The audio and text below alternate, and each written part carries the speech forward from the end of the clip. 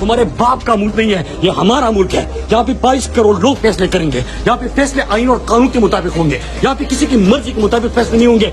बंद कर दो ये बंद कमरों में फैसले करने वाले, बंद कर दो ये खुद को जमीन पे खुदा समझने वाले। अरे क्या बात करते हैं आप मुराद साहब, ये इनके बाप का मुल्क है, किस में जुर्रत हुई है 70 साल में इनसे सवाल पूछ सके। 1971 में शेख मुजीबुर रहमान जो 160 नशिस्तें जीत चुका था बंद कमरों के फैसलों में, उसके ऊपर रेड लाइन लगा दी गई और सिर्फ 80 सीटें जीतने वाले भुट्टो को वजीर आजम बनाने की जिद में इस मुल्क को 2 लख्त कर दिया गया। दुनिया ने देखा वो दर्दनाक मंजर जब पाकिस्तान का परचम लहराता हुआ बंगालियों के कदमों पे गिरा और फिर बंगालियों का परचम हवा में बुलंद हुआ।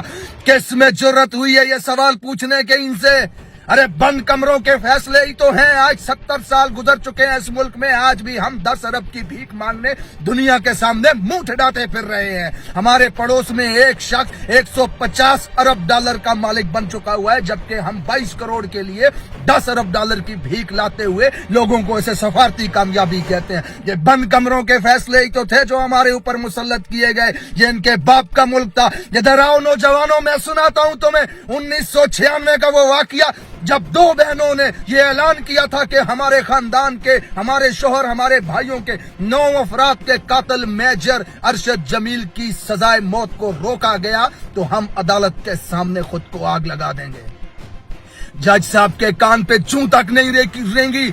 जस्टिस ऑफ सुप्रीम कोर्ट ने सजाए मौत को रोका और फिर पाकिस्तान की फिजा ने वो दर्दनाक मंजर देखा जब 2 बहनों ने खुद को आग लगाई, झुलस के मर गई उस आग में और उनके जिस्मों से उठता हुआ धुआं अदालत के अंदर जाके कमरे में जज के मुंह पे चपेड़े मार रहा था कि खुदा ने तुम्हें इस मुल्क में सबसे मुअज्जज और इज्जतदार और सबसे ताकतवर ओहदा दिया है, फिर किसके बूट की ताकत के नीचे लेटे हुए उसके मुंह को देख करके तुम फैसले करते हो इस मुल्क में। अरे अपने खानदान के 9 मकतूलों को इंसाफ देने के लिए 2 जवान बहनों को खुद को आग लगानी पड़ी। किस में जुर्रत है इनसे सवाल पूछने की? वो मेजर अरशद जमील जिसने फौजी दस्ते के साथ मई जिंदों की जमीन पे कब्जा करने के लिए उसके 9 अफराद को घर से उठा के दरिया सिंध के किनारे पे ले जाकर के गोलियां मारी और अगले दिन GHQ से ये बयान जारी हुआ कि राह के दहशतगर्दों को मार दिया गया। वजीर आजम और आर्मी चीफ ने यूनिट को जाकर के इनाम दिए। ये तो बाद में सहाफियों की तहकीकात से पता चला कि मेजर अरशद जमील वडेरे के साथ मिलकर मई जिंदों की जमीन पे कब्जा करने के लिए उसके घर के अफराद को अगवा करके लेके जाके कत्ल करता है। अरे कौन है इस मुल्क में इनसे सवाल पूछने वाला? आज 80,000 लोग मरवा दिए दहशतगर्दी में, ड्रोन हमलों में, बम धमाकों में, गोलियों में। किसने पूछा आज तक इनसे सवाल? आज जिस कब्रिस्तान में जाएं आप, वहां पे 50 कब्रों के ऊपर पाकिस्तान का झंडा लहराता हुआ आपको नजर आएगा।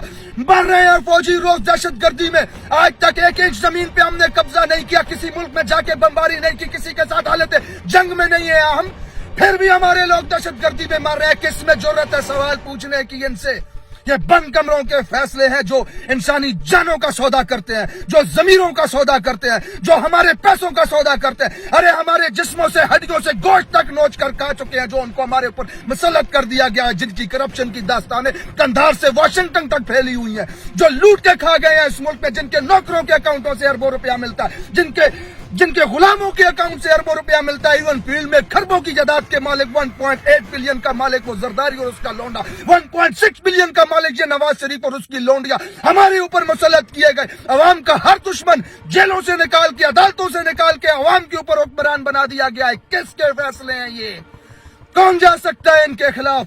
आज 22 करोड़ अवाम अगर इमरान खान को मोहसिन समझती है, अगर उन्हें लगता है कि यह शख्स हमें भूख से निकाल सकता है, उन्हें लगता है कि यह शख्स हमें गुर्बत से निकाल सकता है, उन्हें लगता है कि यह शख्स हमें बैन अल-अक़वामी दुनिया में इज्जत दिला सकता है, उन्हें लगता है कि यह शख्स हमें गुलामी से आजाद करवा सकता है, तो करने दो अवाम को अपनी मर्जी का फैसला।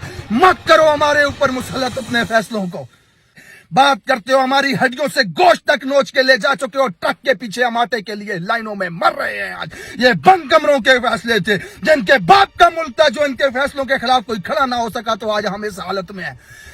जो जुर्रत आज मुराद सईद कर रहा है, वो जुर्रत इस मुल्क के 22 करोड़ आवाम को करनी पड़ेगी। सवाल पूछना पड़ेगा, अपने हक के लिए खड़ा होना पड़ेगा। आजादी ऐसे प्लेट में रख करके नहीं मिलती। डर को छोड़ो, खौफ को छोड़ो, میرے سے زیادہ محب وطن کون ہے؟ مجھ سے زیادہ اپنی کوچ سے محبت کرنے والا کون ہے؟ ارے کفن میں لپٹی لاش جب گھر پہ آتی ہے تو آنسو بہاتے ہوئے یہ کہتے ہو میں فخر ہے ہمارا بیٹا شہید ہوا، وطن پہ ہونا چاہیے فخر، لیکن یہ سوال پوچھا کرو کس نے ہمارے بیٹے کو مارا؟ کس جنگ میں ہمارا بیٹا شہید ہوا؟ کہاں ہے ہمارے بیٹے کو مارنے والا؟ کب ختم ہوگی یہ دہشت گردی؟ کب بند ہوں گے ہمارے بیٹے مرنے؟ یہ سوال پوچھنے کی جرت پیدا کرو اپنے اوپر۔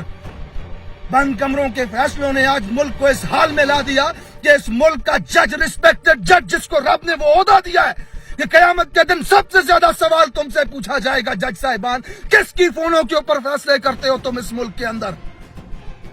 اگر اس ملک کے نظام کو بدلنا چاہتے ہو، اپنے آنے والی نسلوں کے مستقبل کو بدلنا چاہتے ہو، تو کھڑے ہو کر کے سوال پوچھو گے۔ بند کمروں میں کیے گئے فیصلوں کو مسترد کرو، اپنے فیصلے خود کرو اس ملک کے اندر۔